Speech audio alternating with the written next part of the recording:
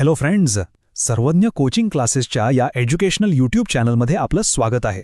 मी तुमचा संस्कृत शिक्षक आणि आज आपण इयत्ता 10वीच्या संस्कृत अभ्यासक्रमातील आमोदः या पुस्तकातील पहिलाच पाठ आद्य कृषकः पृथुवैन्यः अभ्यासणार आहोत. ही केवळ एक गोष्ट नाही, तर एका महान राजाच्या दूरदृष्टीची, त्याच्या नेतृत्वाची आणि मानवतेच्या कल्याणासाठी केलेल्या एका मोठ्या क्रांतीची गाथा आहे. चला तर मग सुरू करूया. तर कथेची सुरुवात होते एका अत्यंत बिकट परिस्थितीतून.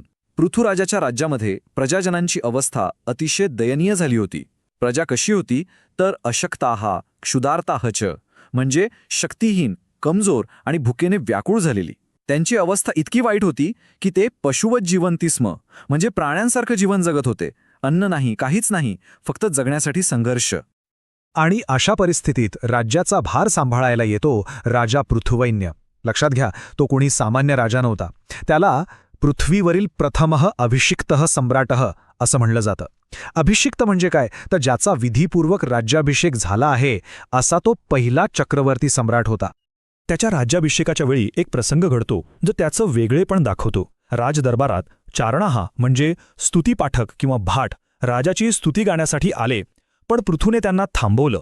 तो म्हणाला, तिष्ठन्तु चारणाहा यावत मम सद्गुणाः न प्रकटीभवन्ति तावत अहम न स्तोतव्यः, म्हणजे थांबा, जोपर्यंत माझे सद्गुण कृतीतून दिसत नाहीत तोपर्यंत माझी स्तुती करू नका. स्तुती ही ईश्वराची व्हावी. यातून त्याची विनम्रता आणि विचारांची खोली दिसून येते. राज्याची सूत्र हाती घेतल्यानंतर पृथ्वीराजाने आपल्या राज्याचा दौरा केला, भ्रमण केलं, आणि त्याने जे पाहिलं ते पाहून त्याला खूप दुःख झालं. त्याने पाहिलं की प्रजा खरंच खूप कष्टात आहे. प्रजाः अतीव पीडिताः आसन, लोकांना खायला अन्न नाही, ते अत्यंत हलाखीचं जीवन जगत आहेत, हे वास्तव त्याच्यासमोर आलं. आपल्या प्रजेची ही अवस्था पाहून राजा चिंताकुलः जातः, म्हणजे तो खूप चिंतित झाला, विचारत पडला. त्याच्या मनात एकच प्रश्न होता की असं कसं होऊ शकतं, माझ्या राज्यात माझी प्रजा इतकी दुःखी का आहे. या प्रश्नाने तो अस्वस्थ झाला. मग मूळ प्रश्न हा होता की जी भूमी, जी वसुंधरा नेहमी धनधान्याने समृद्ध असते, त्यातली सगळी संपत्ती, सगळं धान्य गेलं कुठे. पृथ्वीचा खजिना रिकामा कसा झाला, हे एक मोठं गूढ होतं. तेव्हा राजाचे जे पुरोहित होते त्यांनी त्याला एक मार्ग दाखवला. ते म्हणाले, हे राजन, सर्व धनधान्य, रत्न ही सगळी संपत्ती वसुंधरायाः उदरे एव वर्तते, म्हणजे ती कुठेही गेलेली नाही, तर ती पृथ्वीच्या पोटात, तिच्या उदरातच लपलेली आहे. पुरोहितांकडून हे कळताच राजाने एक निश्चय केला. त्याने ठरवलं की ही संपत्ती बाहेर काढायचीच, आणि त्यासाठी त्याने काय केलं, तदा पृथुभूपः तद्धनुः सज्जीकृतवान. त्याने आपलं धनुष्य सज्ज केलं. बळाचा वापर करून पृथ्वीच्या पोटातली संपत्ती बाहेर काढायची, असा त्याचा विचार होता. पण जसा राजाने धनुष्य उचललं तसं एक आश्चर्य घडलं. तदा भूमी स्त्रीरूपम धृत्वा तस्य पुरतः प्रकटिता अभवत, म्हणजे ती भूमी स्वतः एका स्त्रीचं रूप घेऊन भूदेवीच्या रूपात राजाच्या समोर प्रकट झाली. हा एक अत्यंत महत्त्वाचा क्षण होता. तेव्हा भूदेवी राजाला म्हणाली, हे राजन, तुझे वडील वेन राजा दुःशासकः होते, म्हणजे एक वाईट राजा होते. त्यांनी कधीच राजधर्माचं पालन केलं नाही. राजधर्म म्हणजे राजाचा कर्तव्य, प्रजेचं रक्षण करणं. त्यांच्या राज्यात चोर, लुटारू वाढले होते, आणि त्या दस्यू भयात, म्हणजे चोरांच्या भीतीने, मी म्हणजे पृथ्वीने सगळं धनधान्य मम उदले निहितम, माझ्या पोटात लपवून ठेवलं. पुढे भूदेवीने राजाला एक खूप मोलाचा उपदेश केला. ती म्हणाली, तू तुझं धनुष्य खाली ठेव. बळाचा वापर करून जबरदस्तीने काहीही साध्य होणार नाही. यावर उपाय विनाश नाही, तर नवनिर्मिती आहे, सृजन आहे. आणि इथे कथेला एक नवीन दिशा मिळाली.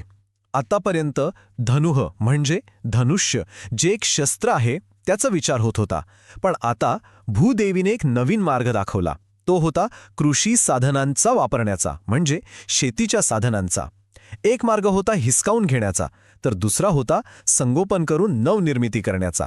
जर तुम्हाला हा पाठ व्यवस्थित समजत असेल तर या व्हिडिओला नक्की लाईक करा.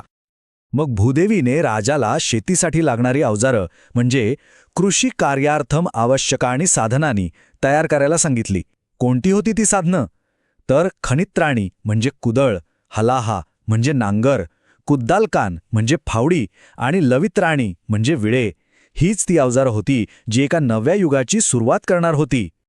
पृथ्वीराजाने फक्त अवजारं बनवली नाहीत, तर त्याने एक संपूर्ण योजना तयार केली.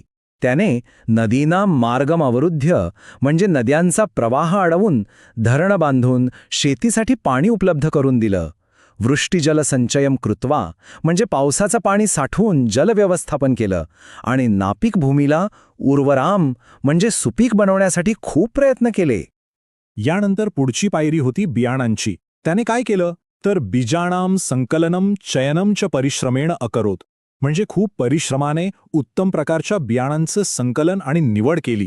आणि इतकंच नाही तर संस्करणम कृत्वा म्हणजे त्या बियांवर प्रक्रिया करून वपनम अकरोत त्यांची पेरणी केली. हा एक पूर्णपणे वैज्ञानिक दृष्टिकोन होता. आणि राजाच्या या मेहनतीला निसर्गाने सुद्धा साथ दिली. पर्जन्यांतर बीजेभ्य अंकुराः उद्भूताः म्हणजे पाऊस पडल्यानंतर त्या बियांना अंकुर फुटले आणि पाहता पाहता सगळीकडे धान्य उगवलं. जी जमीन ओसाड झाली होती ती पुन्हा हिरवीगार झाली. आता भरपूर धान्य उपलब्ध झालं. त्यामुळे प्रजेला पोटभर अन्न मिळू लागलं. सर्वे प्रजाजनाः संतुष्टाः अभवन. सर्व प्रजाजन संतुष्ट झाले, समाधानी झाले. त्यांचं दुःख, त्यांच्या वेदना संपल्या. एका राजाच्या योग्य निर्णयाने आणि परिश्रमाने संपूर्ण राज्याचा कायापलट झाला होता. या सगळ्या कार्यामुळे राजा पृथू फक्त पहिला शेतकरीच नाही, तर एक आदर्श राजा म्हणून ओळखला जाऊ लागला. तो शेतीचा प्रणेता होता, जलव्यवस्थापनाचा निर्माता होता आणि प्रजेच्या आरोग्याची आणि पशुपक्ष्यांची काळजी घेणारा शासक होता. म्हणूनच त्याला जनसेवाव्रती असं म्हटलं गेलं, म्हणजे ज्याने आपलं जीवन प्रजेच्या सेवेसाठीच वाहून घेतलं आहे असा राजा. आणि आता या कथेचा सर्वात महत्त्वाचा आणि सुंदर भाग.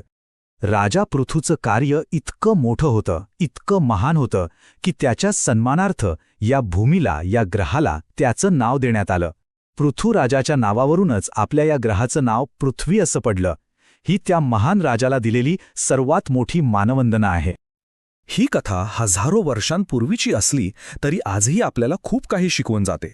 निसर्गाशी भांडण्याऐवजी त्याच्यासोबत मिळून सहकार्याने काम केलं तर किती मोठी क्रांती घडू शकते हे या कथेतून दिसतं.